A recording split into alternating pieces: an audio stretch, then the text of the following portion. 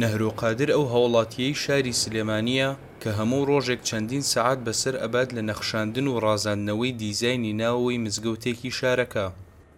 دروستکردنی زەخرەفە و کێشانی خۆشنووسی لەسەر دیوار و پایە و سەقفی نێو مزگەوتەکان بە فڵچەکانی دەستی نەهرۆ حاڵەتێکی نامۆیە، لە کاتێکدا هەموو مزگەوت و شوێنە ئاینیەکانی تر لەزگە و ستیکەری ئامادەکراو بەکار ئەهێنن بۆ ئەو مەبەستە.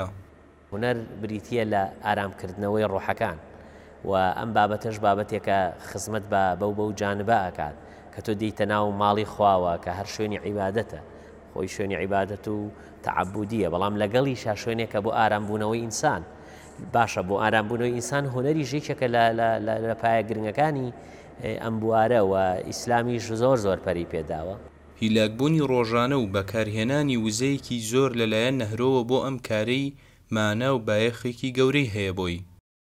حەک و سەنگی گرانی ئیشەکەش لە کارە دەستەکەیە، چونکە ئیشی دەستەکە بریتیە لە فەهم و ئیدراکی مرۆڤەکان، بەڵام ئەوەی تەکنەلۆجیاکە بریتیە لە ئامێرێک کە عازی ئەدرێتێ لەلایەن مرۆڤەکانەوە جێبەجێیەکە. ئەبینین ئەویان لە شێوازەکە بە کەمترین لە چەند سەعاتێکە ئەداتەوە دەست بۆتوانی هەڵیشی واسی، بەڵام عمری نییە، ناتوانێت بمێنێتەوە، بەڵام ئەم ئیشە ئەمێنێتەوە هەتاکو ئەم شوێنە بینابێ. نەهرۆ بۆ ماوەی 22 ساڵە بەم هونەرەوە سەرقاڵە و خولیایەکی ئێجگار زۆری هەیە بۆی.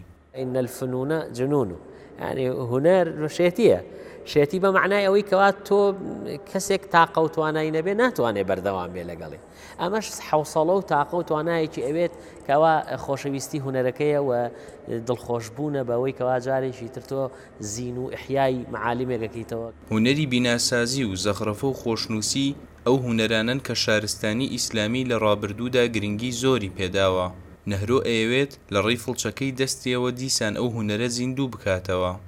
حەزارەی ئیسلامی حەزارەیەک بووە توانیوێتی بنیادی وڵات بنێ، وڵات چۆن جوان بکرێ، چی بکرێ بۆ ڕازاندنەوەی ژیان بەو هەموو ئینە فراوانەی هەیە کە تۆ تایە بەختەوەربی. بەختەوەری بەشێکە لە خودی ناخی مرۆڤ وەزائیدەن فەزاکەشی کە تایە، واتە سازکردنی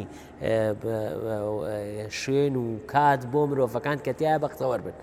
لە دیزاینکردنی ناوەوەی مزگەوتەکە نەهرۆ هەستاوە بە تێکەڵکردنی شاکاری کۆمەڵێک خۆشنووس و هونەرمەندی بەڕەگەز کورد وەک عەبدولحەمید ئامێدی و ئەحمەد سەعید کە لە ڕابردوودا ڕۆڵێکی گەورەیان بینیوە لە بەرەو پێشبردننی هونەری خۆشنووسی و زەخرەفە لە شارستانی ئیسلامیدا بە مەبەستی بەخشینی ڕۆحێکی کوردیانە بە مزگەوتەکە.